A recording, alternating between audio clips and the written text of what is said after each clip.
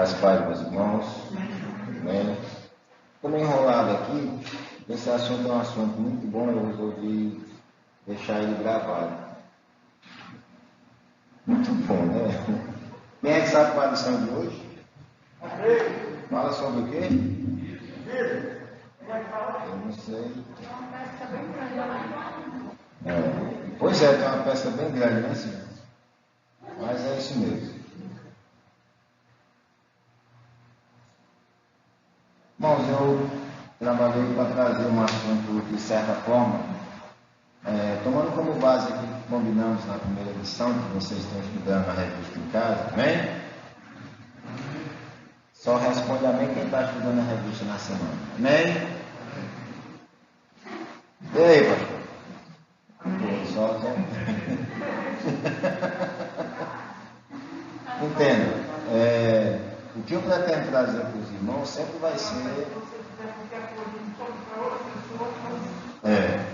ser um complemento daquilo que a revista já está trazendo, né? Embora eventualmente a gente vai voltar na revista, ok? Então, mais uma vez eu convido a curvar aí a sua cabeça, né? Fechar os seus olhos e mais uma vez orar ao Senhor nosso Deus. Bendito Deus e Pai do nosso Senhor e Redentor Jesus Cristo, nós aqui nesta manhã, reunidos, ó Pai, com a tua igreja, para louvar, exaltar e agradecer o teu santo nome. Pedimos, ó Pai, sabedoria vinda dos altos céus. Essa lição de hoje, as demais, o Senhor venha, especialmente, através do teu Espírito e palavra, falar aos nossos corações. Abre o nosso coração no entendimento espiritual para as tuas verdades. Nos ajuda, Senhor, a aprender da tua palavra, de forma que possamos aplicar em cada passo da nossa vida, cada decisão, cada momento. Abençoa a tua igreja, nesta manhã em que ela se reúne, seja aqui ou mundo afora. Pedimos, ó Pai, em nome de Jesus, por cada um dos irmãos que tem familiares que estão passando por situações de doença ou desemprego, cada um desses, ó Pai, esteja pronto, cada um dos irmãos aqui que estiverem diante dessas pessoas e outros mais, né, que possam acometer alguém, eles estejam prontos para falar do teu amor, do teu cuidado e da tua bondade, a fim de que eles ouvindo possam entender, abrir os ouvidos espirituais e entender que há um chamado para uma vida que supera este mundo. Nós possamos estar mortos para esse mundo, semente morta, gerando frutos. Obrigado por esta igreja, pelos irmãos aqui presentes. Nos abençoe, esteja conosco nesta manhã, em nome de Jesus. Amém. Os irmãos estão felizes, sim ou não? Só a irmã Lúcia, mais ninguém. Irmão, se você estiver feliz, você diga assim: estou. Estou começando a atividade de você, tá? Vamos lá.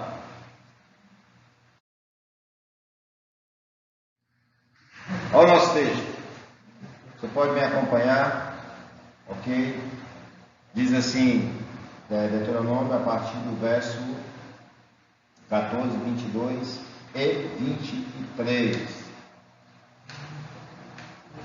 Deuteronômio 14, 22 a 29, tá? 22, 23 até o 29. Diz assim: certamente darás o dízimo de todo o fruto das tuas sementes, que ano após ano se recolherem do campo. E perante o Senhor, seu Deus, no lugar que escolheu para ali fazer habitar o seu nome, comerás os dízimos do teu cereal, do teu vinho e do teu azeite, e dos primogênitos das tuas vacas e de tuas ovelhas, para que aprendas a temer o Senhor teu Deus todos os dias. Quando o caminho te for comprido demais, que não possa levar, por estar longe de ti, o lugar que o Senhor teu Deus escolheu para ali pôr o seu nome, quando o Senhor teu Deus te tiver abençoado. Então vende-os e leva o dinheiro na tua mão e vai ao lugar que o Senhor teu Deus escolher.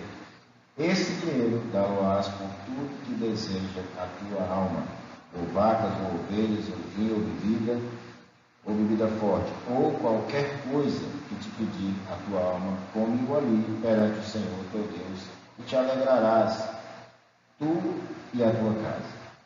Porém, não desampararás o levita que está dentro da cidade, pois não tem parte, nem herança contigo. Ao fim de cada 3 anos, tirarás todos os dízimos do fruto do terceiro ano, e os recolherás na tua cidade.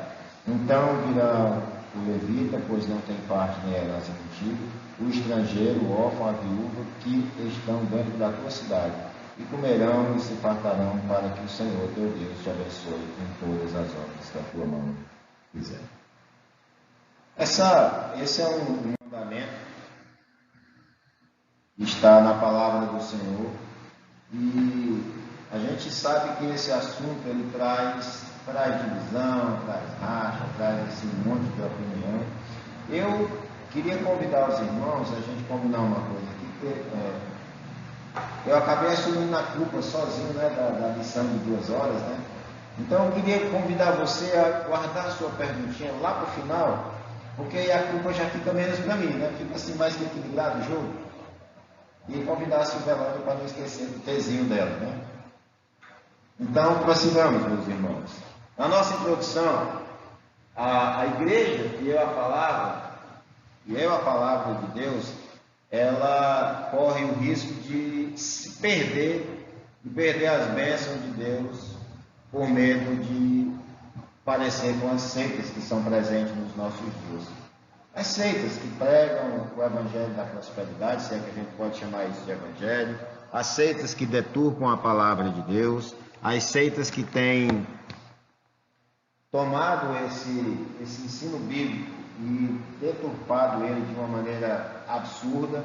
E muitas vezes as nossas igrejas, né, elas têm o receio de se parecer com essas seitas e acabam negligenciando o ensino a respeito do dízimo, que é um ensino bíblico, é uma doutrina. E aí o que acontece? O povo de Deus acaba perdendo as suas bênçãos. Vocês estão conseguindo acompanhar ali bem? Está dando para ver, porque está bem claro, né?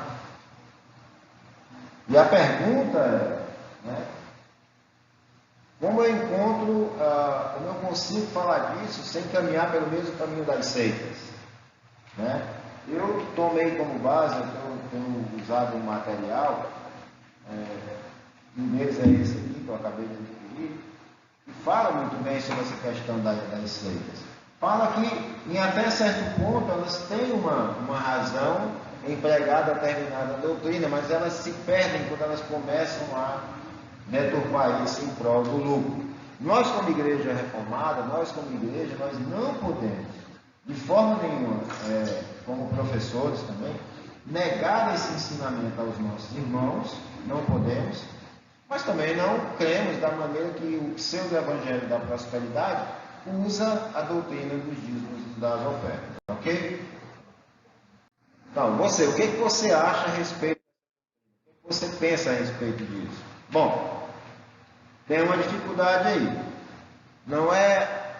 a gente sabe que a discussão não é nova, né, quanto a essa questão de entregar os dízimos, porém, né, ela precisa, apesar de gerar polêmica, ela precisa ser trazida aos nossos corações. Vou afastar aqui um pouquinho, porque a minha visão não está enxergando.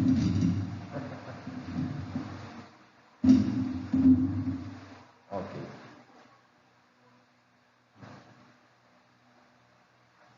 Veja bem, das polêmicas envolvidas me refiro aos líderes de igrejas neo-evangélicas que, em seu gritante e vergonhoso discurso, buscam lucro explorando a ignorância e o sofrimento das pessoas. Explorando o quê? Aproveitando-se da falta de conhecimento bíblico, aproveitando-se da falta de entendimento, ok? Para obter lucro. Isso é muito comum. Chegou um ponto que vender vassoura ungida, eu não sei de onde o negócio tirou um negócio de vassoura, porque isso é cor de bruxa, né? Talvez. É fichinha diante do que a gente já viu. Porque quando a gente começa a contar as aberrações, elas são muitas. É vergonhoso até mencionar. Mas, assim, por enquanto a gente vai apenas refletir na contemporaneidade dos dízimos na igreja cristã. A arrecadação da igreja divide intérpretes, né? Divide pessoas até de certo teor teológico, mas de maneira geral, crentes convertidos, eles não se perdem muito, não se engancham nessa questão dizimal. Para eles digamos assim, prego batido, ponta virada. É natural, não tem muita dificuldade. Mas a pergunta em foco é: hoje devemos dizimar de toda a nossa renda e entregar a liderança da igreja da qual somos membros, sim ou não? Tirando a irmã Lúcia, que é esposa do pastor, e eu não quero contar o sim dela, tem mais alguém que concorda ou discorda, sim ou não? Peraí, que agora eu estou confuso. Nós devemos dizimar, sim ou não? Sim. Amém. A pergunta estava mal feita, né? Ok. Mas por que a gente deveria fazer isso? Só porque o pastor mandou? Só porque alguém aqui está dizendo que é uma doutrina da igreja? Tem razões para isso, são razões bíblicas. Existe alguma evidência da continuidade do Antigo Testamento a essa obediência no Novo Testamento? Será que a gente encontra evidência? Porque quem não concorda com o dízimo diz logo: não, acabou-se ali quando Jesus veio, acabou o dízimo, né? Não, você não está mais podendo matar uma pessoa e passar batido nessa. Como diz a lei, ela aumenta a nossa responsabilidade.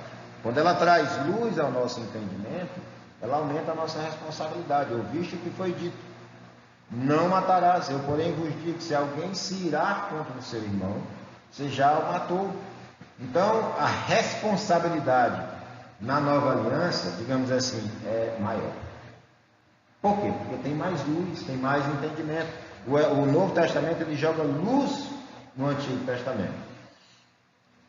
Agora, a arrecadação visaria limitadamente suprir apenas as igrejas, comunidade cristã, ou ela tem um significado teológico mais amplo, no sentido nobre, na vida daqueles que contribuíram? São perguntas que a gente deve se fazer. Então, aqui tem 4 perguntas, eu queria passar aqui. Primeiro, a gente deve lembrar que o dízimo nunca foi um fim em si mesmo, mas uma menor parte de uma estrutura pactual, uma estrutura muito maior. Não é dizimar por dizimar.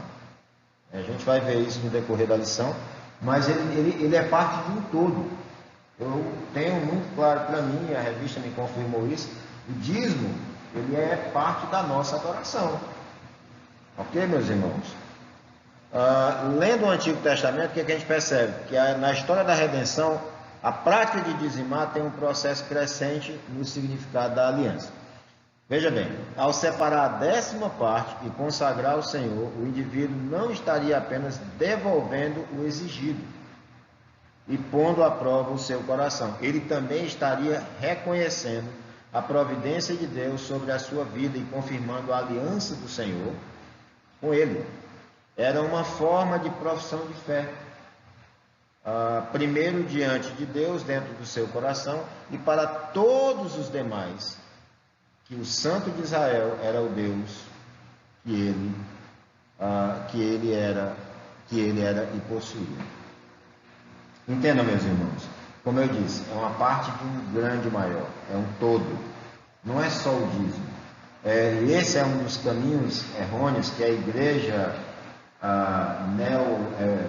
pentecostal, aplica-se a palavra neo, porque nós conhecemos e temos informações de pentecostais que, embora a sua escatologia não concorde com a nossa, mas eles têm muitos pontos em comum conosco, e nessa questão dizimal eles caminham dentro da verdade bíblica, sem distorcer o evangelho, sem usurpar os recursos daqueles mais incautos, ou sem aproveitar-se da ganância do coração humano, usando essa ganância para quê?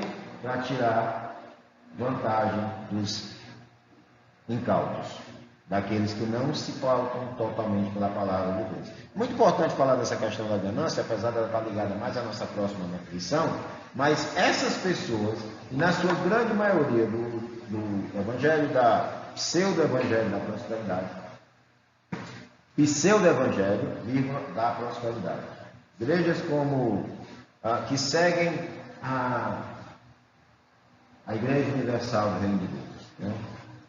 Eu conheço pastores que querem transformar a sua igreja em um grande ministério com várias ramificações e está arrecadando dinheiro de todos. Parece assim que ele está abrindo lojas e aumentando o seu prolabore dentro de cada uma dessas lojas. E aí as pessoas, movidas por uma ganância, começam a comprar esse discurso desses pastores.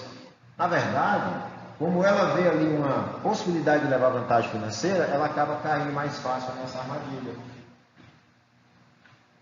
Meu irmão, vou dizer uma coisa aqui. Dá para ficar rico até sem ser crente. Não dá para alcançar a salvação, só sendo crente mesmo. Mas se você estiver falando de recursos materiais, até sem ser crente. Tomando um pouco mais à frente aqui, quando nós, movidos pela palavra, entendemos a doutrina do dízimo, a gente vai trabalhar, vai adorar também com os nossos bens, mas de uma maneira correta, não usando Deus como moeda de troca, ou dizendo para ele, olha, eu estou dando 10%, mas eu quero receber o dobro de volta. Esse investimento é melhor do que bolsa de valores, é melhor do que comprar ações da Vale ou de qualquer outra grande empresa. Eu quero receber, porque eu estou dando. Então você está o quê? Está barganhando com Deus. E eu acho que com Deus não se barganha. Eu botei o eu acho aqui só para a gente brincar, mas não tem como barganhar. Então vamos seguir? Deus não requeria e não requer também apenas o derramamento de sangue e animais, como ele também não requer apenas a entrega do dinheiro, ou porções dizimais, né?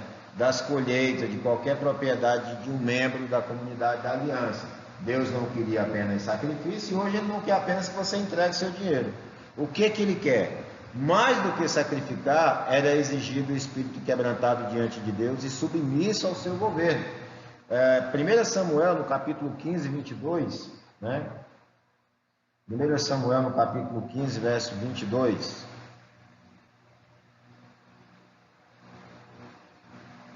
Olha,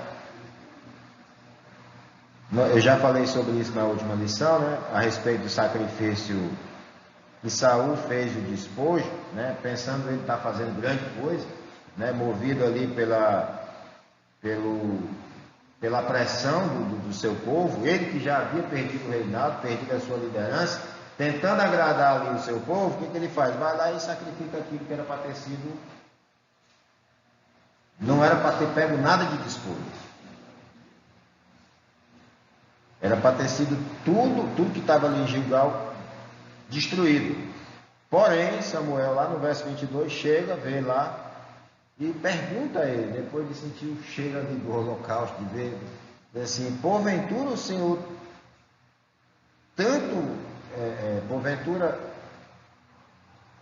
tanto prazer, o Senhor tem tanto prazer em holocausto e sacrifício, quanto é que se obedeça a sua palavra? Deus não prefere a obediência? Eis que o obedecer é melhor do que sacrificar, e o atender melhor do que a gordura de carneiros. Não é isso, meu irmão? Deus tem prazer na obediência. É o Salmo 34, verso 18 também, a gente pode ler aqui.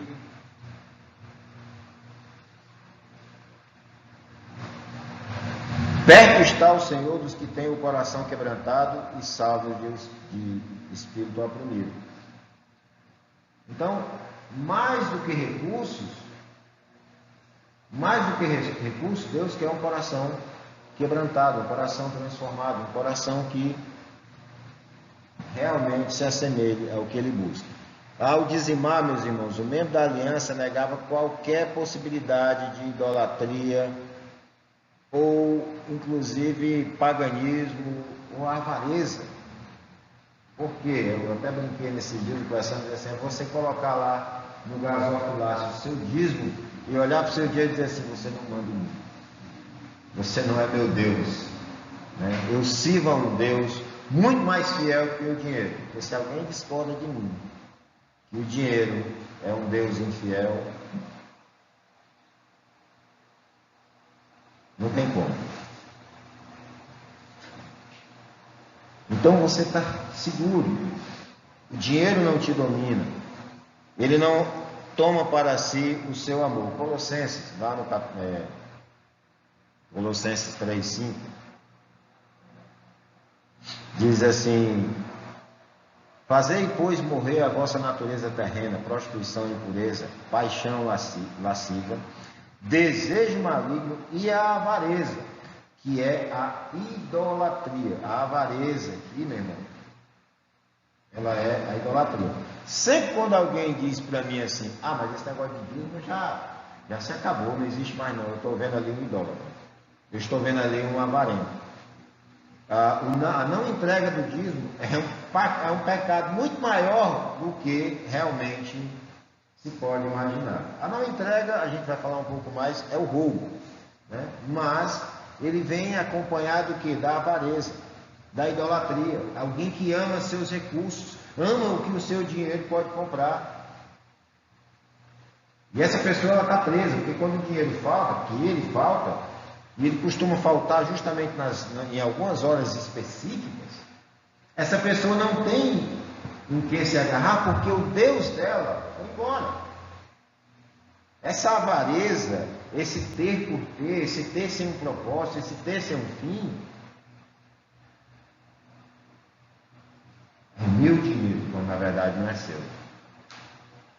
Na verdade é do Senhor. A motivação para tudo na vida foi declarado por meio de Moisés. Está aqui. Quem pode ler esse verso aqui? Deuteronômio 6, 4 e 5. 4 a 5. Ouve, Israel, o Senhor nosso Deus é o único Senhor. Amará, pois, o Senhor teu Deus de todo o teu coração, de toda a tua alma, de todas as tuas forças. Ouve, ó Israel. Normalmente, nós caminhamos por um detalhe, quando a gente observa, como é que eu posso dizer, a questão idolátrica, da idolatria, parece que a nossa mente automaticamente vai buscar as imagens. Mas entenda, tudo é imagem. Vamos falar de papel, vamos falar de dinheiro. O que é dinheiro? É uma imagem gravada no papel. Não, você está comparando dinheiro com o santo agora? Não, meu. Estou dizendo que ele é falso. Até porque o conceito humanista e também tomado ali pelo próprio marxismo, né?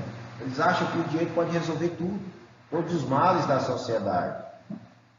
No marxismo a ideia é pior, porque ele tem um Deus que depende de outro Deus. O Deus dele é o Estado, mas depende do recurso alheio, para manter esse Deus de pé.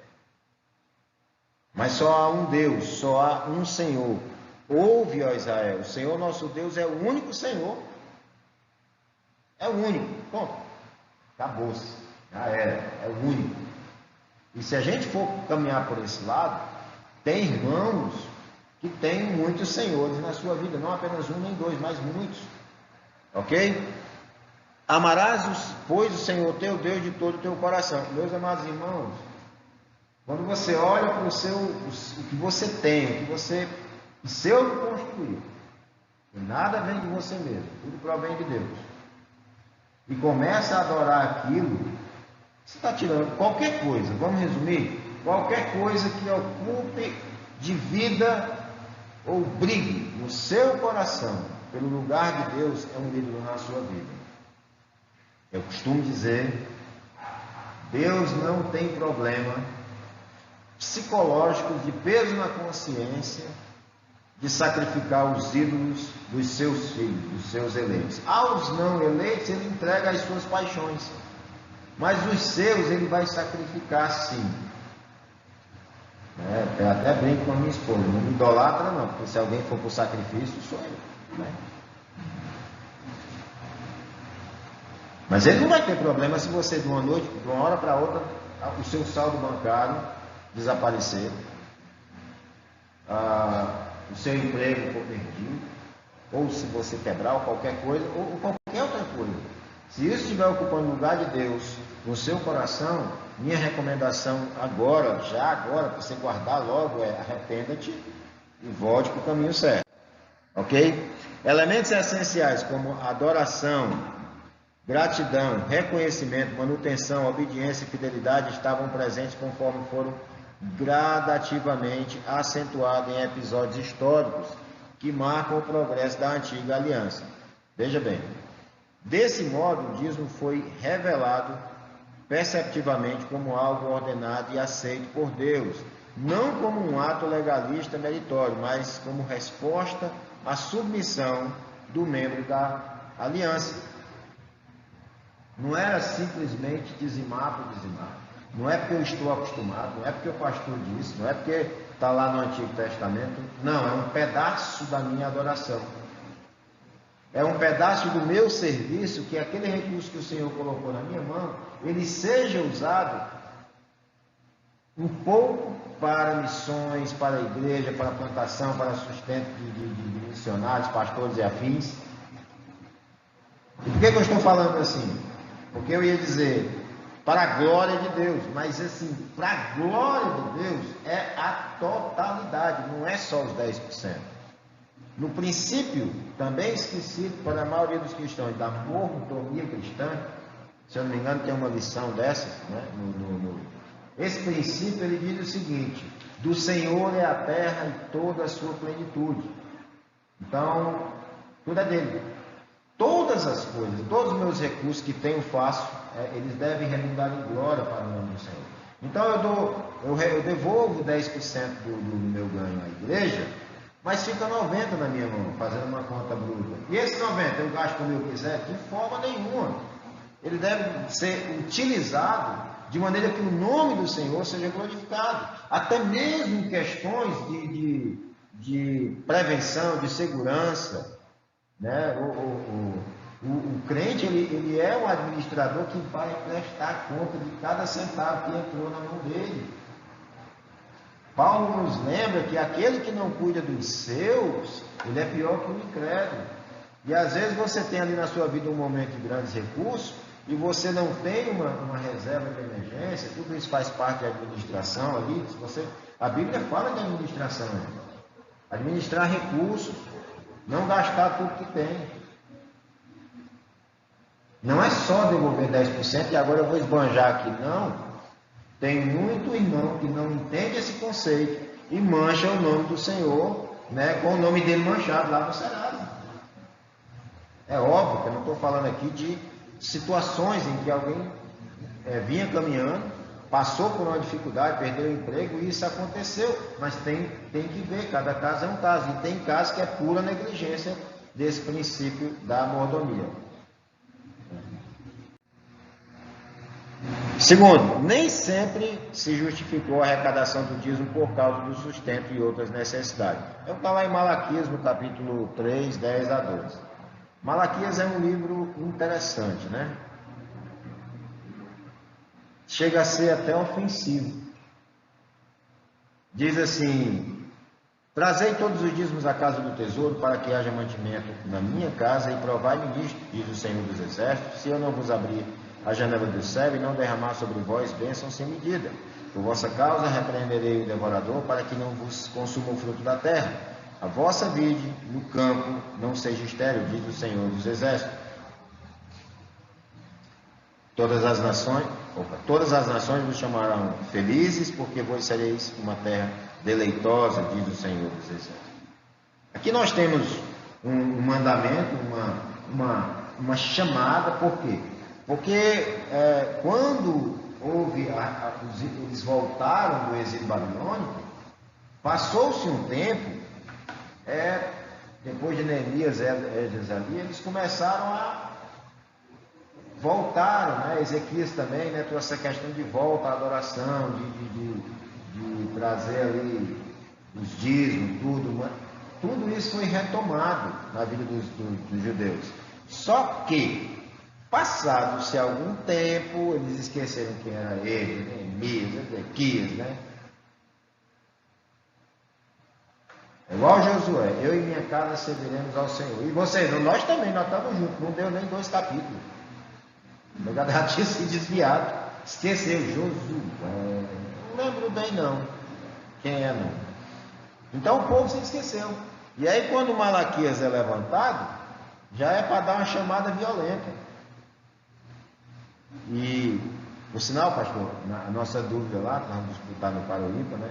É se a gente entra no acordo. Se eu estou entre expor uma série dos milagres de Jesus e outro em Malaquias.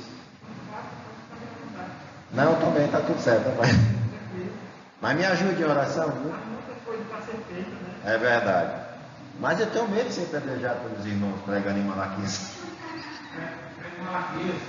É, né? Que não é eu mesmo, né, Francisco?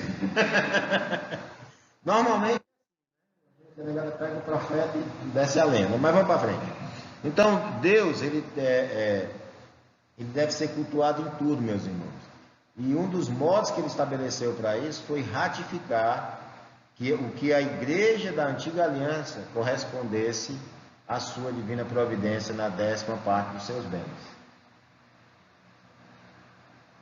A igreja da antiga aliança entregava a 10ª parte dos seus bens ao Senhor. E esse elemento, tanto a comunidade da antiga aliança, né, resguardada as mudanças de estrutura nessas 2 dispensações, deveriam submeter para evidenciar a gratidão e fiel obediência a Deus. Isso mostra o quanto nós somos agraciados e o nosso coração ele deve ser grato. Né? Tem gente que até entrega o dízimo, mas com peso no coração, parece que a distância entre o banco e o gasofilato assim, é uma via dolorosa. E não tem lá, se eu não me engano, Simeão, né, para ajudar a levar o pacote do dízimo. Né?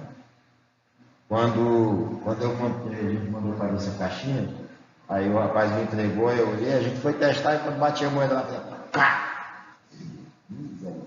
Aí, isso vai ofender as crianças, porque as crianças que botam moeda.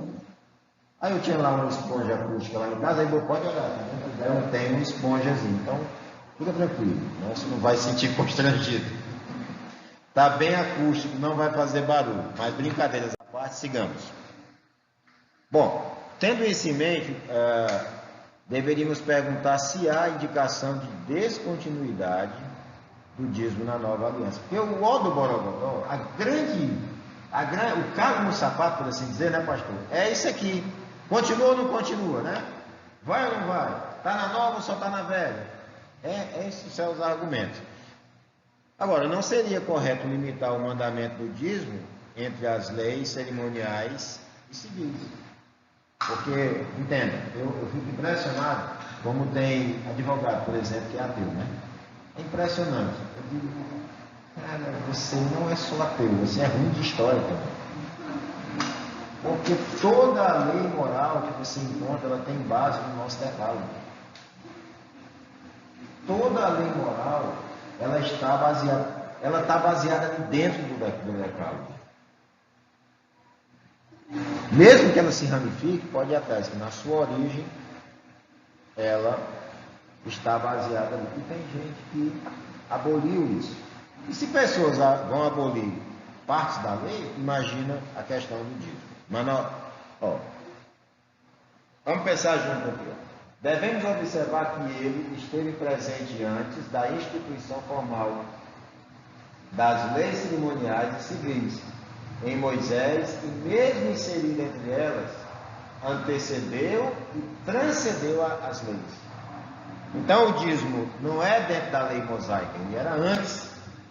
E depois da lei ele continuou. Então, desse modo, preste atenção, concluir que o dever de entregar o dízimo caducou, cessou, não acabou, porque cessaram as leis civis e cerimoniais em Cristo, é um argumento desprovido de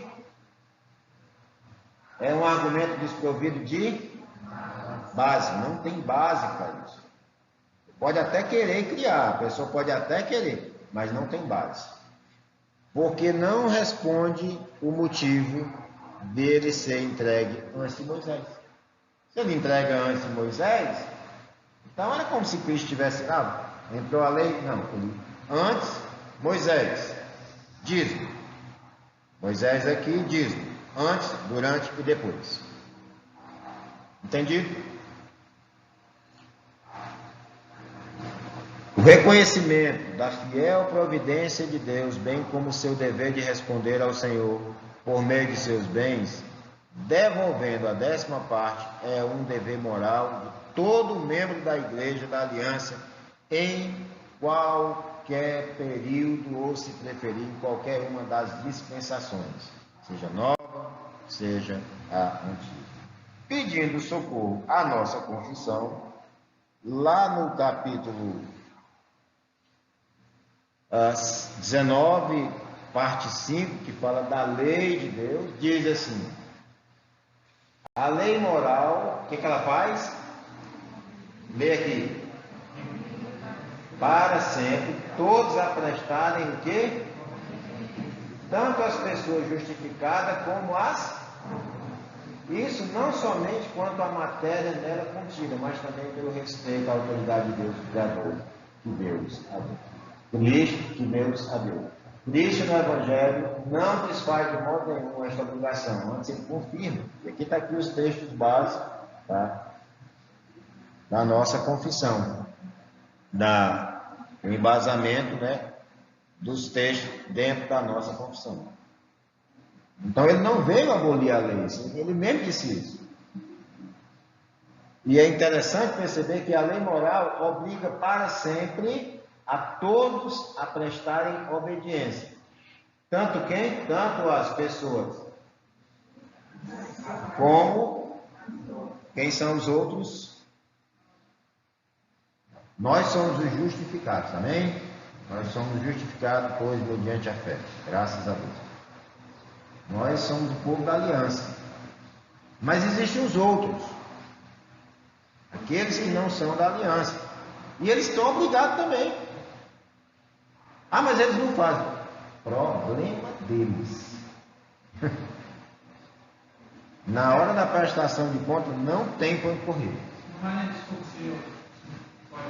Até Cristo, Deus disse naquela que se cobraram do imposto, que o peixe que estava no peixe, né? Ali foi imposto, né? Não foi bem o dízimo, ali foi imposto mesmo.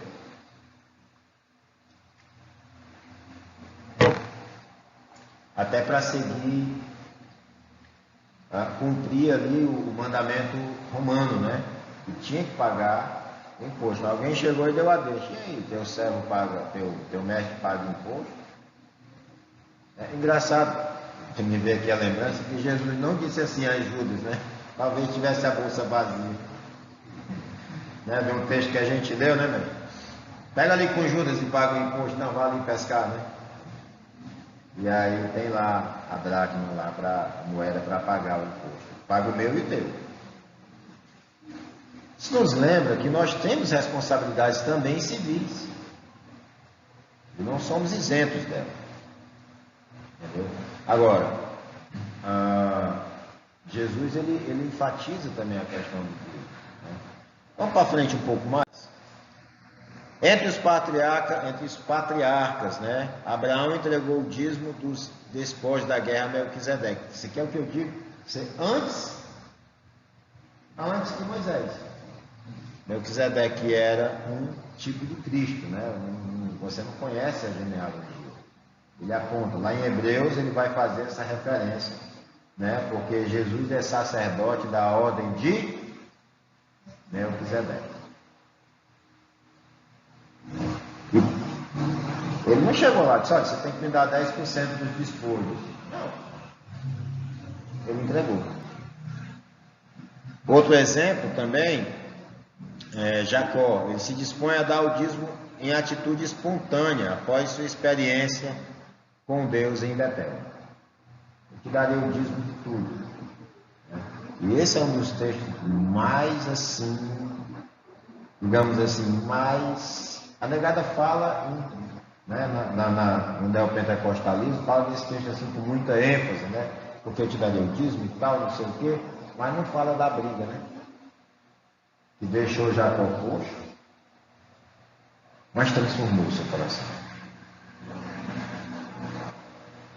E mudou o nome de Jacó. Bom, talvez nessa época o dízimo fosse um elemento esporádico, né? Na tradição religiosa dos patriarcas, ligados à necessidade de retribuir a Deus suas dádivas da vitória de uma batalha ou no sucesso de uma jornada importante. Talvez fosse algo esporádico, que não acontecesse regularmente, né? Nós não temos textos que diz que antes, né, nessa época tinha esse momento, tinham situações em que eles cultuavam, né, e fazia lá a oferta do dízimo.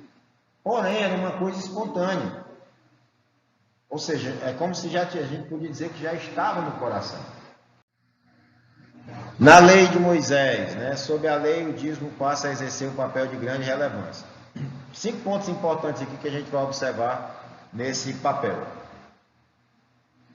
O povo deveria dar o dízimo de todos os produtos da terra e dos rebanhos, Levítico 27:30, e a razão está o quê? Deuteronômio 14, 22 a 23, como nós lemos aqui. Está no nosso texto base.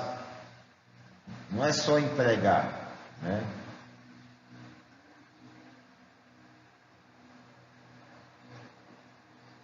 Certamente darás o dízimo de todo o fruto da tua semente, que ano após ano recolher do campo, e perante o Senhor teu Deus, no lugar que escolher para ali fazer habitar o seu nome.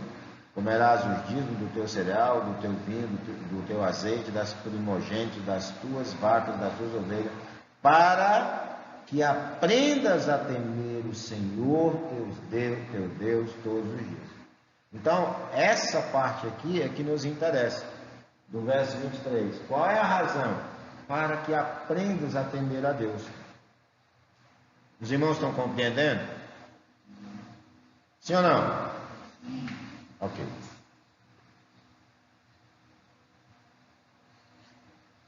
Os dízimos pertencem ao Senhor. Levítico 27:30, né? Vamos aqui bem rapidinho. Também todas as dízimas da terra, tanto dos cereais do campo como dos frutos das aves, são do Senhor, santas são ao Senhor. Não é dele, mais uma razão para nós entregar. Outro propósito do dízimo era o auxílio dos necessitados, estrangeiro, órfão, viúva. Tanto isso está descrito nos textos aqui presentes, Deuteronômio 14, 28, 29, nosso texto base, né? Tem um propósito, não é só dizimar por dizimar, ele tem um propósito também de socorro, ok?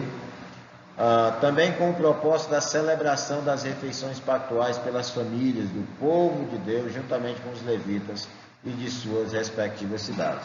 Deuteronômio 12, 7 e 12. Deuteronômio um pouquinho mais aqui. Deuteronômio 12. Irmão, vocês estão guardando as perguntas? Não, né? Ainda bem que está todo mundo entendendo. Verso 7 diz assim: porém estes não comereis dos que somente terminam ou que têm a unha fendida.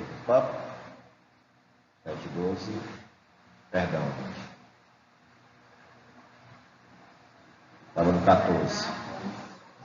Vai lá, Silvana.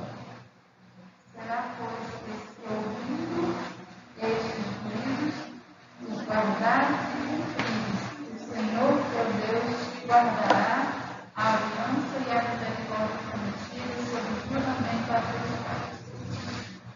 Cita o meu Deuteronômio 7, 12, 7.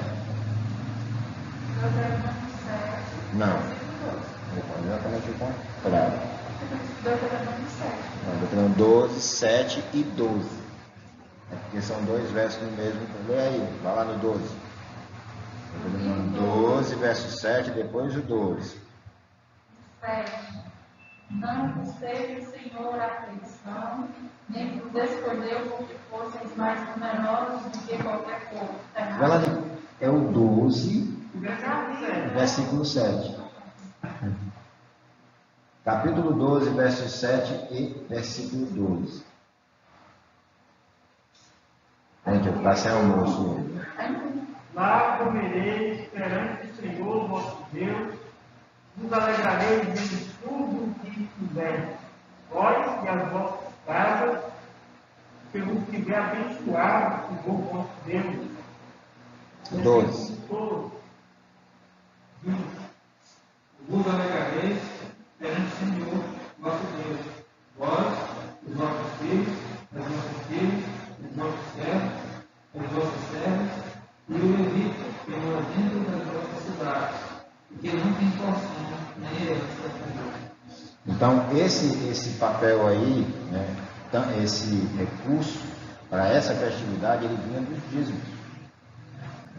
Ele vinha dos dízimos. Para quê?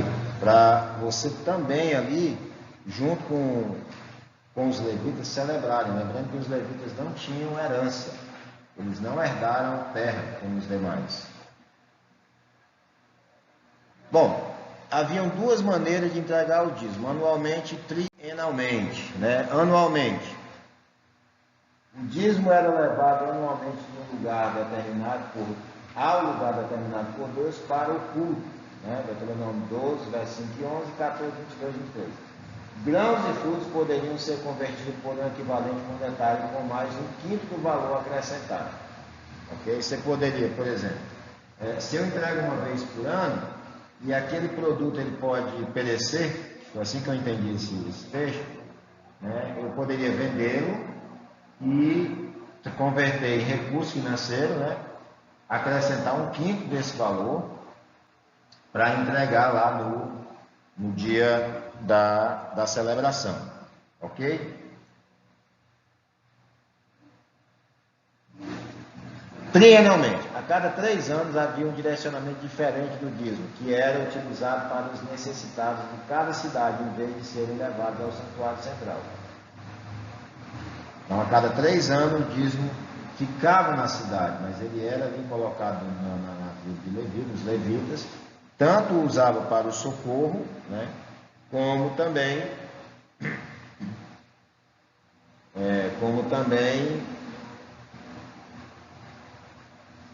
aliás, nessa parte aqui, principalmente para os necessitados, perdão, tá? Lá no 14, 28, 29, Deuteronômio, no finalzinho do verso, diz assim: ao fim de cada 3 anos, tirará todos os dízimos do fruto da terra, e no terceiro ano os recolherás na tua cidade. Então virão o levita, pois não tem parte nem herança contigo, o estrangeiro, o órfão e a viúva que estão dentro da tua cidade, e comerão e se fartarão, para que o Senhor teu Deus te abençoe em todas as obras que as tuas mãos fizerem. Então existia também um contexto de generosidade e cuidado com os necessitados, ok, meus irmãos? Vamos para frente. E no período posterior ao Pentateuco, o povo, o que acontece? Aqui eu estava falando agora há pouco. O povo sempre quebrou a lei de Deus. Eu ia dizer quebrava, mas quebrou, ainda continua quebrando, né?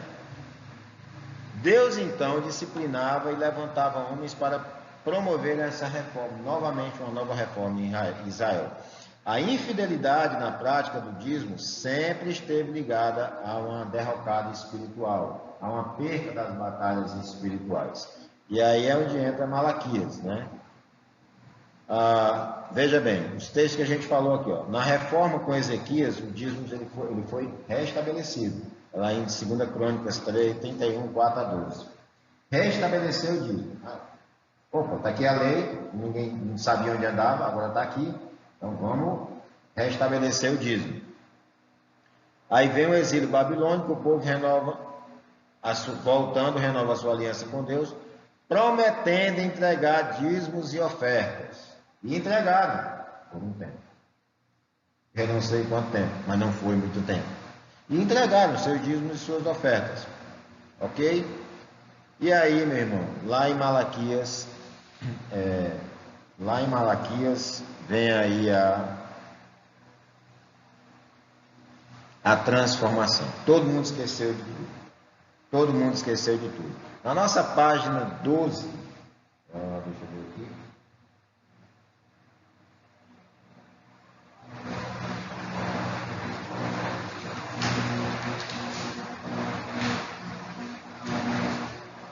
Perdão, não é página 12, é página 8, tá? O ponto C, período posterior ao Pentateuco.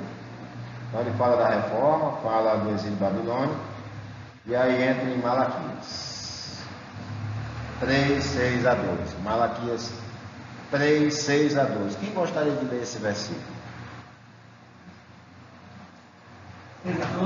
É. Porque eu, o Senhor, não mudo. Por isso, vós, filhos de Jacó, não sois consumidos.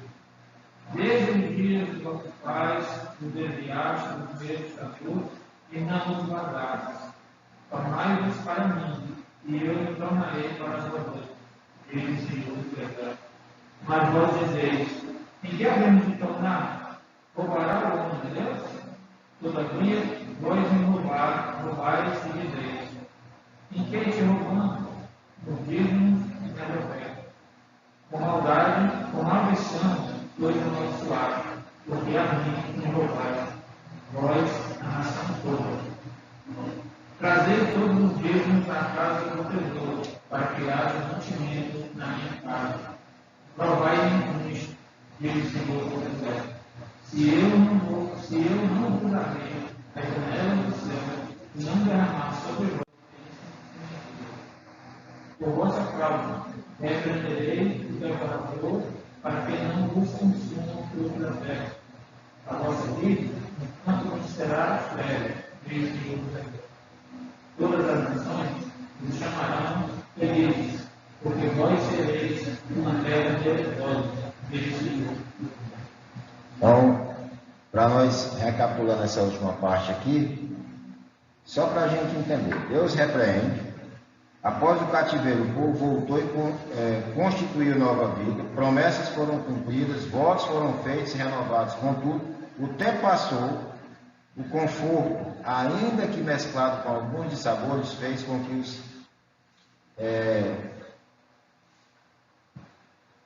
eles se esquecessem das angústias do passado. O que Malaquias faz?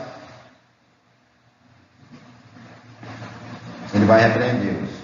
Em 440 anos antes de Cristo, no tempo de Malaquias aqui, o povo já tinha esquecido da fidelidade da aliança de Deus, dos líderes, Esdras e Neemias.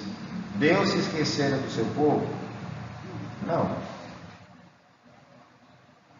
Agora, no contexto, a religiosidade nem sequer era aparente. O descaso era visível, ofereciam a Deus pão imundo, animal com defeito. A fé estava fria. O povo perdeu a dimensão da realidade, da presença do poder de Deus. Aí vem Malaquias. Deus mostra que abandoná-lo reflete na família. A aliança inclui fidelidade, mas seu povo o desonrava. Nos pensamentos, nos sacrifícios, nas ofertas, nas palavras, no abandono da sua instrução. Havia parcialidade, profanavam a aliança, tinham visão precipitada de Deus, eram infiéis nos dízimos e nas ofertas. Então tudo isso aqui está ligado dentro do contexto de Malaquias, mas o ponto aqui diz que eles eram infiéis. Tudo isso retratava a derrocada, a desgraça. Diz assim, no verso 8: roubará o homem a Deus? Todavia vós me roubais e dizeis: em que te roubamos? Deus responde: nos dízimos, nas ofertas. E ele diz, tem uma ameaça: com maldição sois amaldiçoados, porque a mim me roubais. Vocês estão roubando, então vocês estão sendo amaldiçoados. Vós, a toda nação. Aí ele faz vamos chamar de desafio, né? Trazei todos os dízimos à casa do tesouro, para que haja mantimento na minha casa, e provai-me nisto. Diz o Senhor dos Exércitos: se eu não vos abrir as janelas do céu e não derramar sobre vós bênçãos sem medida. O que ele está dizendo? Vocês estão retendo com medo de perder, e aquilo que você retém com medo de perder, você perde mesmo. Mas se você for fiel, tem bênção. A revista fala aqui na página 9, promessas para os fiéis mordomos. Também vai ter um quadrozinho aqui, como contribuir.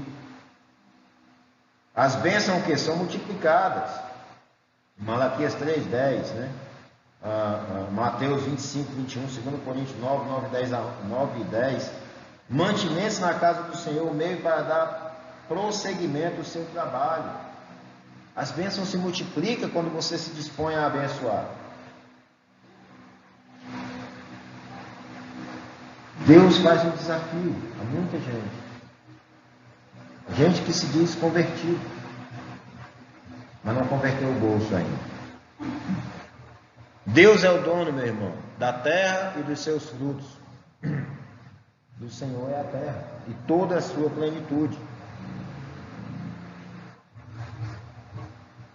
O originador de todas as bênçãos. Todas as bênçãos provêm de Deus. Não se iluda, você vê alguém aí esbanjando recursos, seja ele incrédulo ou crente, ele vai sim prestar conta também desse uso que ele fez com os recursos que não são dele.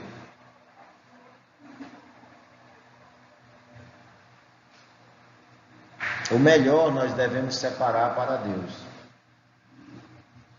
Tem gente que, por exemplo, eu vou ofertar isso aqui para a igreja. Nem ele quer mais, né? Ele quer jogar no lixo. Não, mas eu vou dar para a igreja. Em vez de jogar no lixo, acho que eu vou dar para a igreja. Tem gente assim, cara.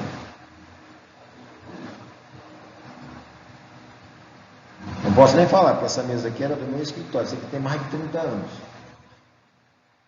Mas estava precisando. Apesar de uma mesa. A mesa não cabia o data show. Aí o João tinha esse negócio aqui, que eu não sei o que era. Eu vou já fazer uma gambiarra. E aqui antes a gente botava o data show em cima desse quadradinho aqui e o computador aqui onde ele estava.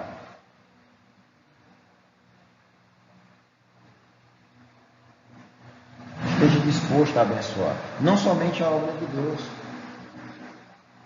mas a vida de pessoas que precisam. E dê o seu melhor para Deus. Dê o seu melhor, dê com alegria.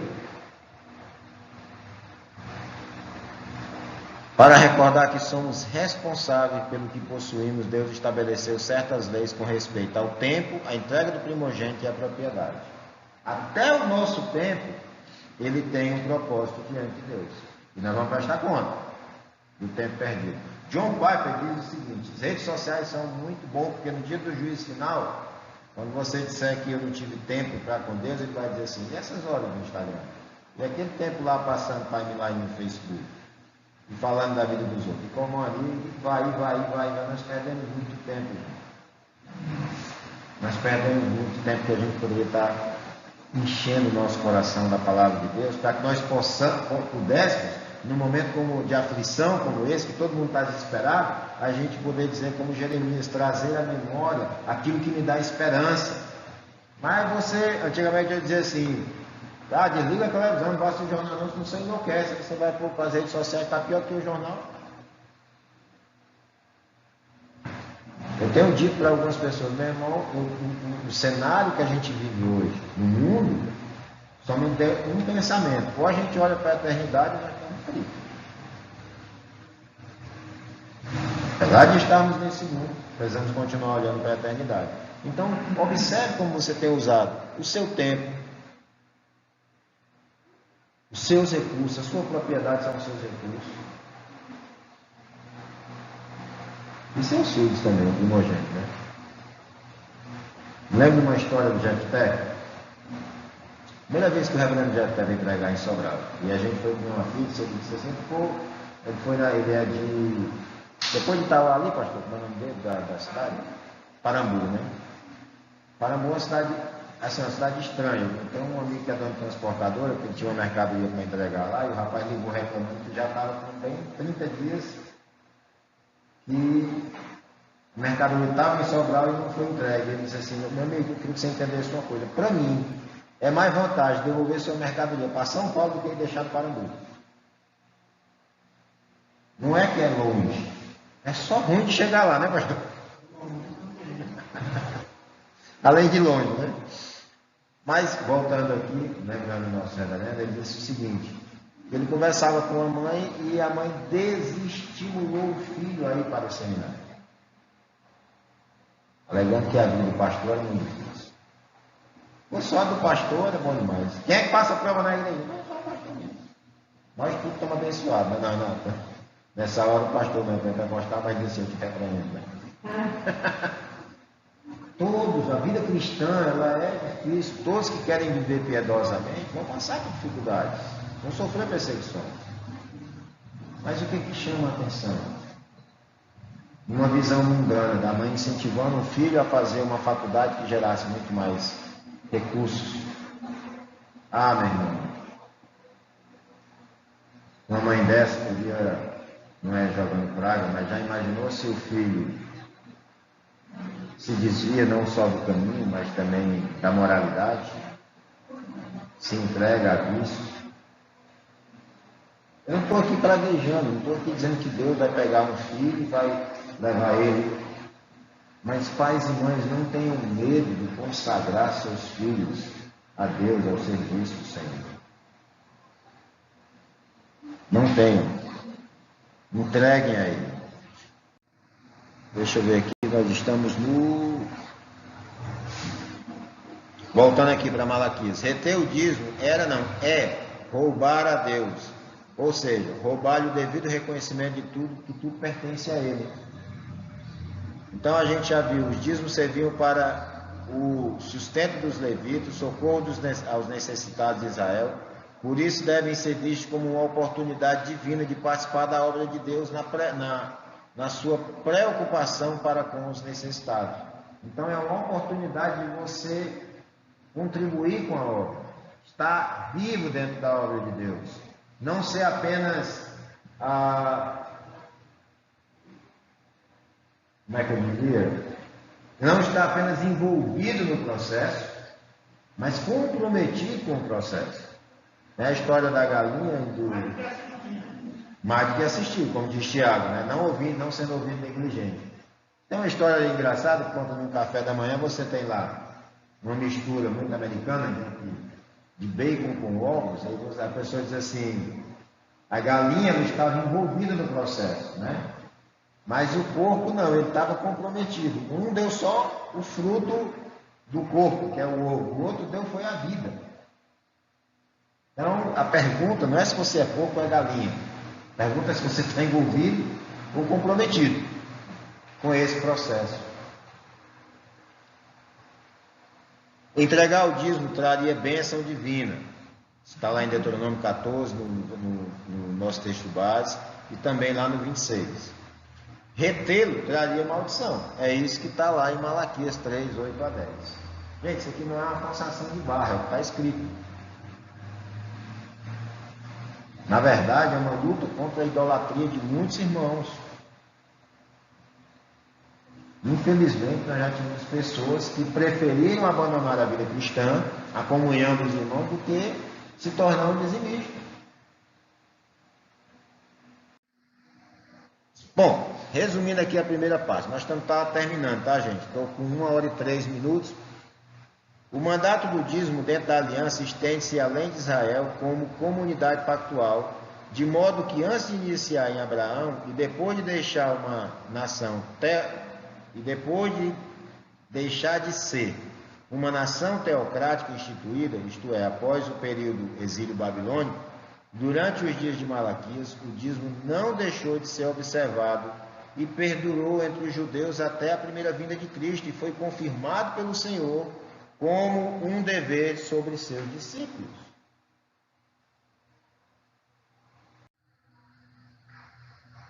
No Novo Testamento, tá? O Novo Testamento tem menos, mas isso não quer dizer que não tenha nada.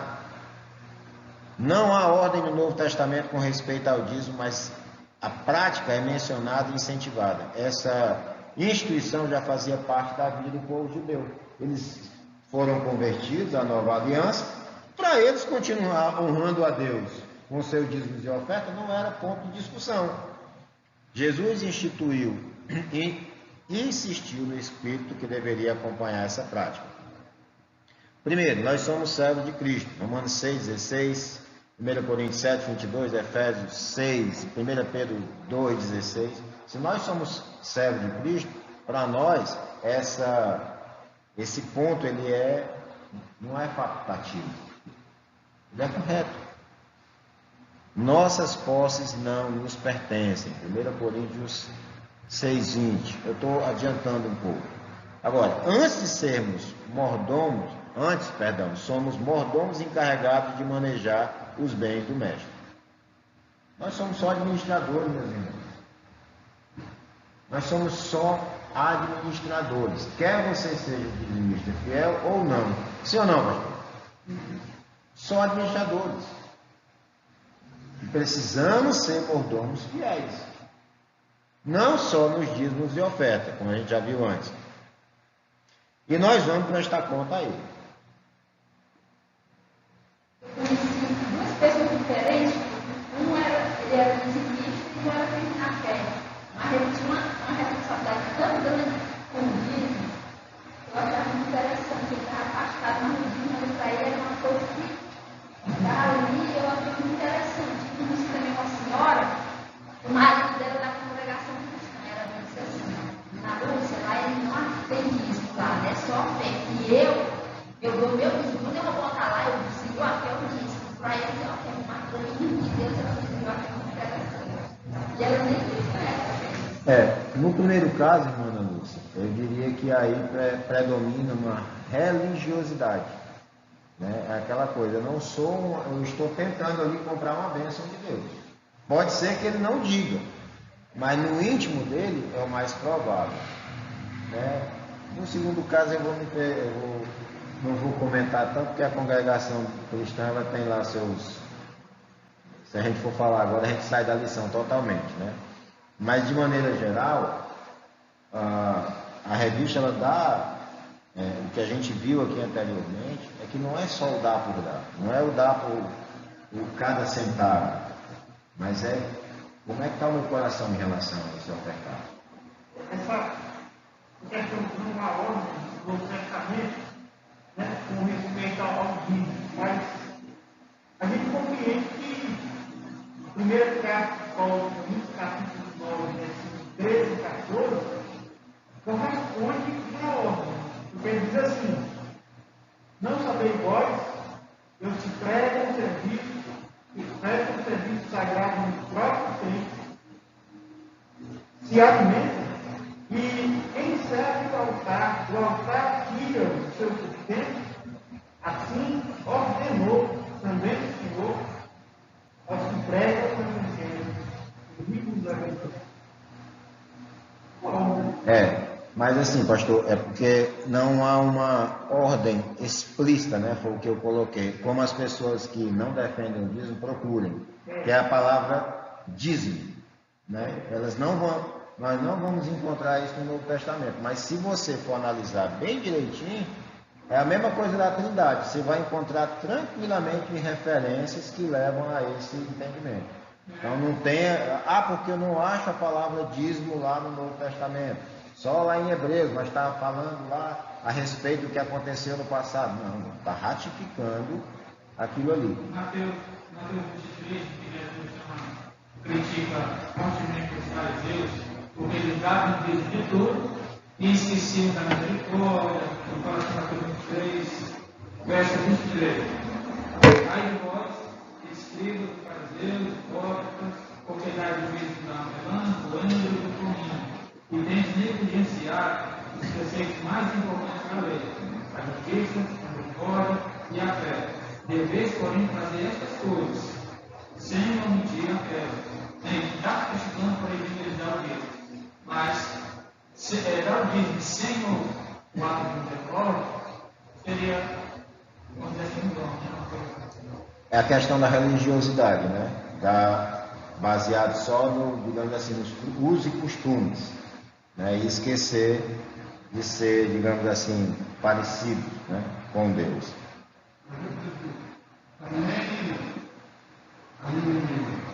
Jesus não tinha tesoureiro. Tinha que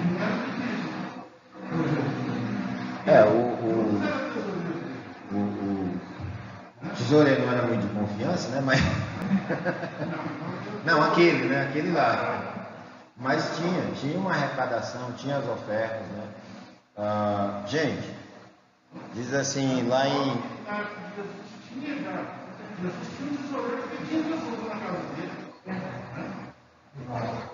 nós precisamos entender que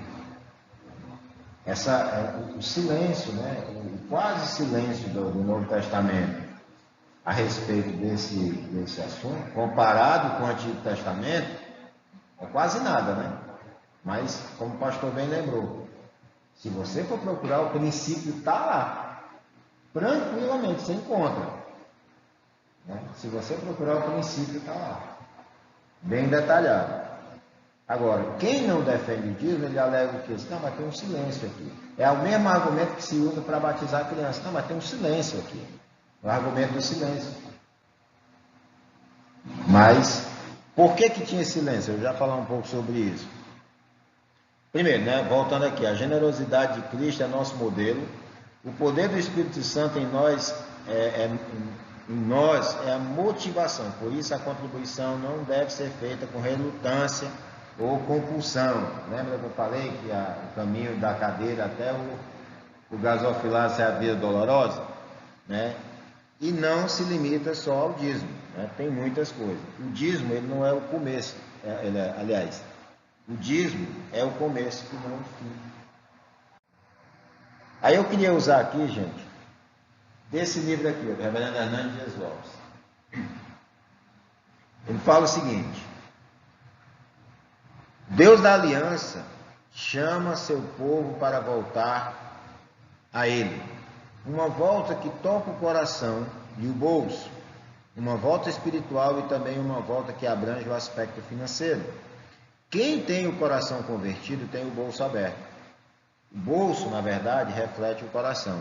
O bolso é a radiografia do coração. O dinheiro é um termômetro espiritual, pois o Senhor jamais será Senhor do nosso coração, se não for Senhor do nosso bolso, né?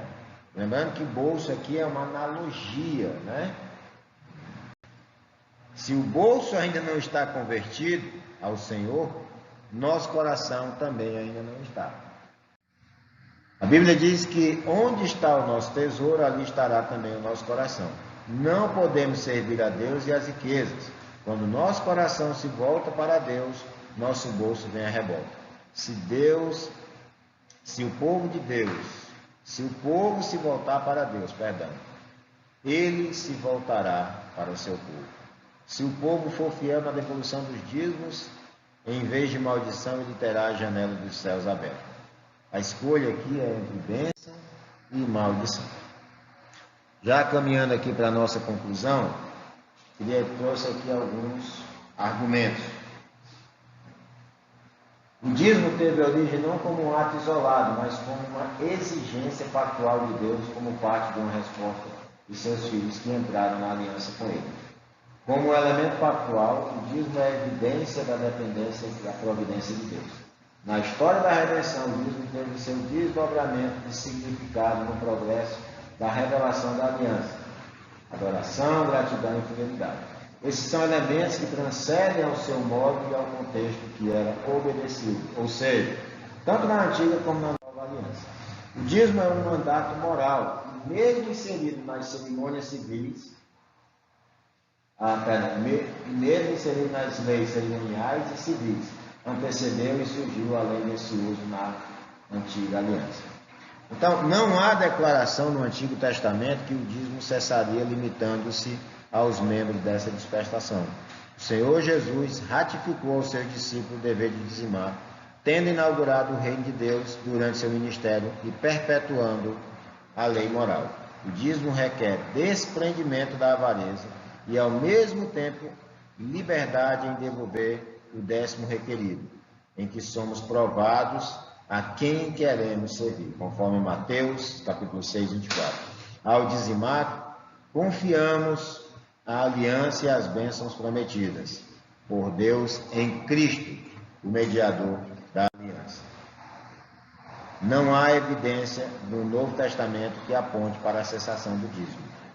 A convocação de Paulo que as igrejas ofertassem não requeria, em contrapartida, que não dizimassem. Oferta é uma coisa, dízimo é outra. O silêncio sobre esse assunto nas epístolas do Novo Testamento indica que existia o quê? Uma ausência de conflito sobre o assunto, e não a sua cessação. O silêncio representa que não tinha problema para os judeus a questão do dízimo. Já estava implícito para ele, já era normal, não tinha que estar, não necessitava de que Paulo dissesse claramente que vocês têm que repetir aquilo que está lá em Deuteronômio. Vocês têm que fazer aquilo lá, trazer todos os dias. Não. Por quê? Porque já era ponto batido, prego batido, ponta virada. Bom, aí tem as desculpas esfarrapadas, tá, gente? Tem muitas. Tem muitas. Tanto nesse livro aqui, como num livro também, escrito pelo reverendo Hernandes Dias Lopes e o reverendo Arivaldo Dias Casimiro, Dízimos e Ofertas são para hoje. Eu tenho esse livro em e-book e tenho esse aqui. E as desculpas, eu botei só algumas aqui, de quem não quer dizimar. O dízimo é da lei. A gente já viu que ele transcende a lei, sim ou não? Antes, durante e depois. O que eu ganho não sobra nada. O princípio das primícias deve ser estabelecido. Mas do que eu ganho não dá para minha despesa. Você tem que lembrar de dois princípios. O primeiro é o da mordomia. Você é um administrador. Então você está sendo um administrador infiel. O segundo são as primícias. O que eu gosto de fazer? Entrou o mês, resolve logo essa parte aqui para me caminhar o resto do mês tranquilo, porque parece, não vou dizer, parece que realmente aquele negócio de saquetel furado parece que realmente acontece. Tem hora que é tragédia por cima de tragédia, ok? Outro livro muito bom, que fala muito bem, também tem uma pregação sobre esse livro, já falecido, reverendo Jacó Silva. Eu acho que eles não gastaram, pastor. São 47 páginas, 47 dividido por 4 dá o quê? Dá 5? Mais ou menos 5, né? Isso que eles gastaram em 5 folhas para imprimir esse livro. 5 folhas A4, pelo tamanhozinho dele. Mas pensa numa riqueza de detalhe nesse livro. Fidelidade e bênção só tem na cultura cristã. Esse que você não encontra em outras livrarias. Também me ajudou muito. Eu nunca tive problema com questão de dizimar. Para mim sempre foi também prego batido, ponta virada. Mas você às vezes precisa enriquecer o seu conhecimento para você fazer isso com o coração até mais leve. Outra justificativa, a matemática.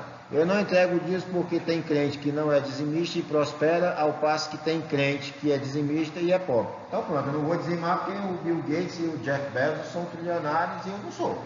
Eu não vou dizimar, eu não dizimo. Não justifica mesmo, a responsabilidade é sua. E outra coisa, o dízimo não é moeda de troca. O dízimo não é moeda de troca. É uma questão de fidelidade e fé. A justificativa sentimental. Eu não sinto que devo entregar o dízimo. Enganoso é o coração mais do que todas as coisas, desesperadamente corrupto. Quem o conhecerá? Se você quer mais um outro verso parecido com esse, tem referência. Então assim, se você está feito os humanistas que diz, siga o seu coração, bem-vindo ao precipício, Então já era, não vá por esse caminho. Eu não sou dizimista, mas dou oferta. Uma coisa é uma coisa, outra coisa é outra coisa. Oferta é voluntária, Cada um contribui segundo o que tiver proposto no seu coração. Dízimo, eu vou chamar de obrigação. Para quem é convertido, nova criatura, faz parte da sua adoração entregar o dízimo. Eu não sei se eu botei aqui. Não sei se eu coloquei, mas se eu tiver colocado, eu pulo. Uma coisa muito interessante que as pessoas, a administração, eu dou o dízimo, no meu dízimo eu oferto para ir para cá, mas você não é administrador do dízimo, você é dizimista. E aí vem outra justificativa. A igreja não administra bem o dízimo, também você não é fiscal do dízimo. A responsabilidade está sobre os presbíteros, não é nem sobre o tesoureiro. A função do tesoureiro é só recolher e contar. Está sobre os presbíteros. Então, o abacaxi, né, é nosso. Você vai prestar conta da sua entrega. Nem glória a Deus. Administraram mal, eu vou cobrar deles. Você não entregou? Está na mão dele? Eu vou cobrar deles. Então, a responsabilidade é nossa. Deus lhe fez dizimista e não fiscal do dízimo. A justificativa da visão mesquinha. A igreja é rica. Ela não precisa do meu dízimo. Isso é avareza. Na verdade, isso é avareza. Né? Aí vem a última aqui que eu coloquei, porque são muitas, tá? Nesse livro aqui tem menos. Mas do Arival Dias Casimiro, fora as que tem nesse aqui, que tem lá, tem pelo menos mais uns 6. E é cada uma mais esfarrapada que a outra. O nome é desculpa esfarrapada mesmo, do nosso bom cearense. Também, né? Mas está aqui, ó, essa igreja é rica, né? Na verdade, não quer dizer que o pastor é que é rico. O certo é que as pessoas que dão essas desculpas e outras que a gente poderia citar aqui, elas estão buscando uma justificativa para permanecer na prática do pecado, idolatria, avareza, mesquinhez, tudo isso. Mas tem pessoas que saem da igreja por não concordar com isso, que é assim. O pastor não é trabalho, não considera isso um trabalho. É mais ou menos assim, o pastor está estudando. Pastor, você não está fazendo nada, vamos ali capinar a lateral da igreja. Vem ler. Vem ler aí para pegar um compêndio para. Bom, estamos finalizando, tá, gente? Perguntas e respostas. Alguém tem alguma pergunta? Está todo mundo satisfeito? Porque aproveita que o pastor está aqui, ele pode dar as respostas.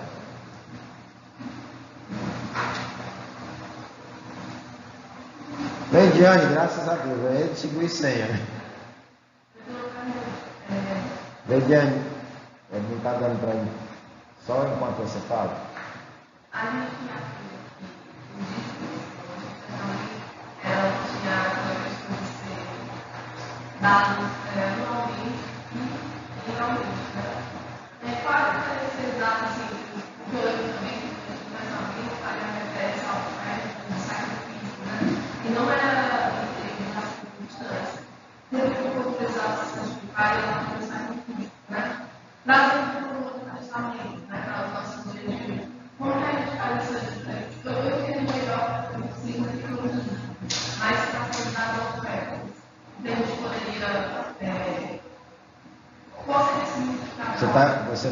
Eu acredito que se eu entendi bem a sua pergunta, você está, digamos assim, confundindo as ofertas. Né? No Novo Testamento, até usando o texto de Paulo, está falando de ofertas para socorro, né? E as ofertas que eram feitas você tem que... Não ficou muito claro para mim a sua pergunta. Eu estou achando que você confundiu as duas ofertas aí. Ofertas voluntárias, né? E oferta de sacrifício, que era pelo pecado. Mas a minha dúvida é o que significa as ofertas hoje? O que seriam as ofertas? A oferta é a contribuição, por exemplo, quando para um socorro, para qualquer coisa que não seja, qualquer oferta, por exemplo, a gente vai fazer uma reforma, como a gente aconteceu aqui. Muitas pessoas ofertaram para a reforma do templo. Doações, são ofertas voluntárias. A GD, aqui tem oferta voluntária, não é É uma oferta. É uma oferta. Só complementando a pergunta da Leidinha, na repreensão que Deus faz nas palavras do profeta Malaquias, ele diz que o povo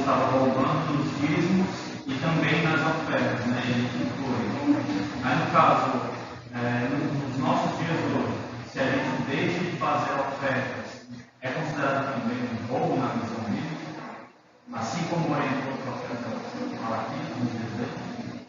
Eu considero que sim. Além do dízimo, seria Não, veja bem. Vamos tratar ofertas como ela realmente está lá no Novo Testamento, elas são voluntárias. Cada um contribui segundo o que está proposto no seu coração. Seja por uma causa específica, ou seja só porque, digamos assim, rapaz, eu estou com esse recurso aqui, eu não sei, eu vou doar aqui, vou colocar no gasofilácio e deixa Deus resolver aqui no lugar. É uma oferta voluntária, está proposto no seu coração. Entendeu? Mas o dízimo, né? No caso aqui de Malaquias, também tem um contexto histórico. Ele estava roubando nas duas pontas, né, pastor? Nos dízimos e nas ofertas. Quais eram as ofertas? As ofertas obrigatórias. Estava entregando um animal para o sacrifício, um animal do pior que tinha. Não era o primogênito, não era o melhor. Era o pior. Lucas, deu para entender, viu? Lucas? Não, eu tinha levantado a mão. não é que eu estava falando isso, mas porque falava da oferta que era obrigação do tipo para mim, aí eu pedi para quem sabe. Tranquilo, então foi respondida a pergunta. Não, mas tem a questão do pensamento das nossas ofertas, né? Comparadas com o Antigo Testamento. No Antigo Testamento você tinha aquela questão também da obrigação dos nossos, mas também tinha aquele que serventia para a comunidade e para as pessoas que eram necessitadas, como os estrangeiros, né? As viúvas e as famílias. Hoje em dia, algo desses tipos que aplica a igreja, parte do nosso dízimo, que é a obrigação, quando chegar na costa da igreja, vai ser usado para Olha, se há um irmão dentro da igreja que nós temos conhecimento, ou mesmo outras situações, e há a possibilidade da igreja ajudar, ela vai ajudar. A igreja presbiteriana é muito organizada nessa parte, né? Ela tem, por exemplo, ela tem colégio, ela tem asilo de velhos, a igreja presbiteriana tem todas essas atividades sociais, tem missionários, né? Por exemplo, agora mesmo teve uma campanha gigante da igreja para distribuir cestas básicas. O irmão dizima aqui na igreja, nós dizimamos no presbitério, a igreja dizima no presbitério, o pastor dizima no presbitério, e nós dizimamos ao Supremo Conselho, que distribui para. Então, assim, do dízimo, a gente recebe, igual os levitas, recebia o dízimo, mas também dava o dízimo, tá? Então a gente recebe o dízimo e a gente dizima desse dízimo. Quanto às ofertas de socorro, naturalmente ela pode sair tanto de ofertas voluntárias, a gente pode fazer, por exemplo, um movimento como o Paulo fez, para socorrer alguns irmãos, como também, dependendo da situação, pode sair do próprio caixa do dízimo, ok? Dependendo da situação. Mais alguma pergunta? Foi respondido? Só uma. Não é uma pergunta, assim, só para colocar a gente no desenho. Por exemplo, eu trabalho, né, na prefeitura, eu recebo um salário de R$1.100 e eu dou o meu dízimo de R$10. Tem pessoas que tiram o que é, não dá do bruto, dá do líquido, né? Tudo bem. Aí eu passei 10 anos, saí da empresa e recebi minhas contas pelo dono. Aí eu dou o dízimo daquilo ou dou uma oferta? Bom, o dízimo é de tudo para É de tudo, né? Aqui na nossa igreja tudo tem muito.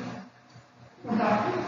Eu vejo também dessa forma, porque a gente vende, tem que dar um 10%. Se tem um 10%, aquele 10% também tem que dar um 10%. Todo dia que a gente aceita. Você não é. Tudo, mas tem pessoas que ficam assim, mas eu não já dei, né?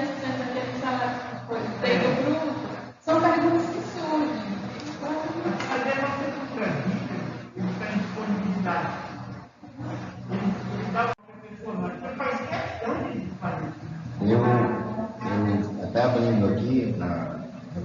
Jacó Silva não concorda com o pastor, ou vice-versa, né, que ele já é até falecido e mais velho, o dízimo é do bruto, mas qual é o princípio que ele usa? As primícias, né? Nós concordamos, né? Mas o dízimo é do bruto. Aí tem uma questão interessante, por exemplo, uma coisa que eu tinha dúvida, né? Poxa, eu sou empresário, e aí? Aí eu dou o dízimo do bruto. Qual é o bruto do empresário? É complicado. O bruto do empresário é complicado? Não, é só o prolabore. O problema são empresários que não estão administrando bem os seus negócios, né? E estão misturando suas contas físicas com pessoas jurídicas, aí não estão sabendo, acabam trazendo de certa forma. Então, assim, qual é o meu prolabore? É X. Então, eu dou o dízimo bruto daquele prolabore. Mas o presidente de sua forma não sabe aí que o dízimo é parte do nosso ponto a dele. A qualidade disso interessa aquele indivíduo. Né? Exato. Cada um de nós precisa lá pela qualidade do nosso ponto a dele. Assim como, por exemplo, a música ela para cá começou dentro do zelador que precisava ser melhorado, daqui a anos, para oferecer a Deus ao melhor.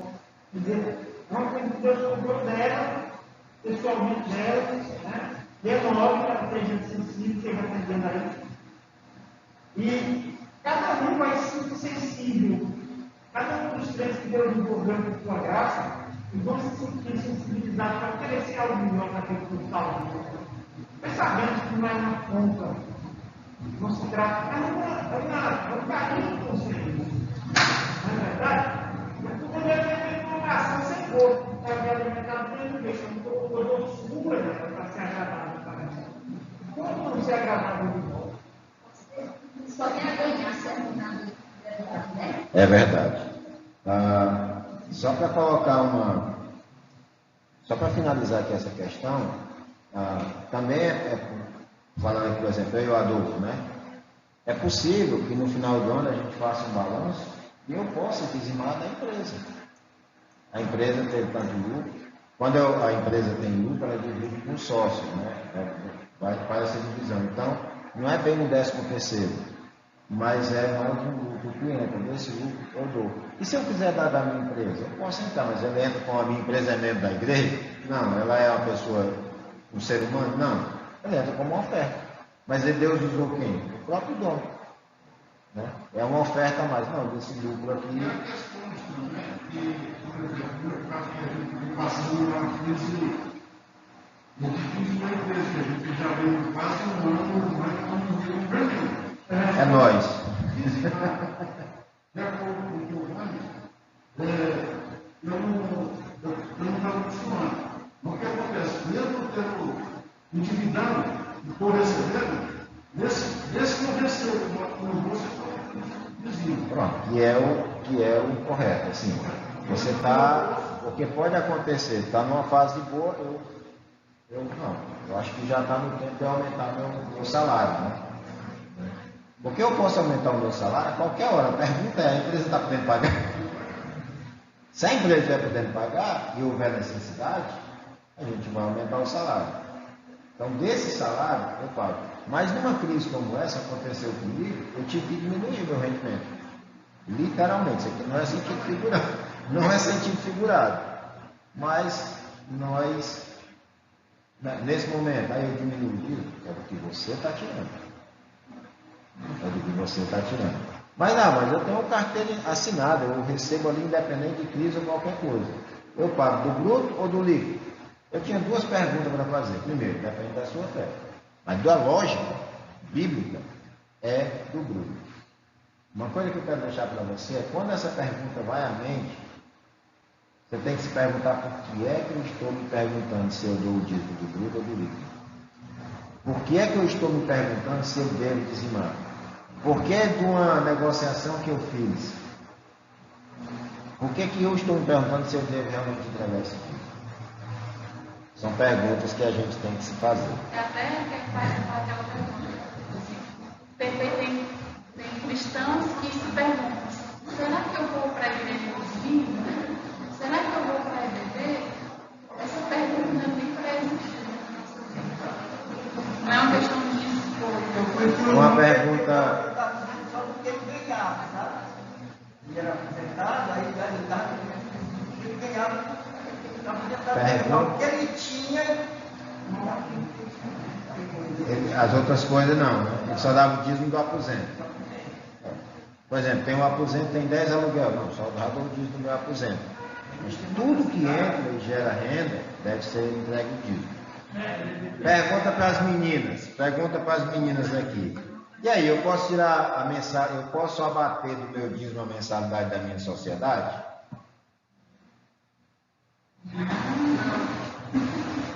A mulher também é instruída, viu, pastor? Não. Se você faz parte da sociedade, é um dever da sociedade essa contribuição para que ela se mantenha. Seu dízimo é outra coisa. Mais alguma pergunta, meus amados irmãos? Não, era só assim, Não sei se eu posso falar um complemento sobre acho que ainda está tendo uma dúvida, talvez, sobre a diferença de oferta e dízimo. Eu penso assim, questão da oferta. Vou resumir aqui a história, não sei se vai facilitar. Para mim, a oferta é qualquer valor que você pode dar além do dízimo que você já dá. É exato. Tanto é só não confundir um com o outro. Vamos perguntar assim também. Como é que, na nossa experiência, negar a oferta se torna um bolo? Porque ele malaqueiro considera isso, né?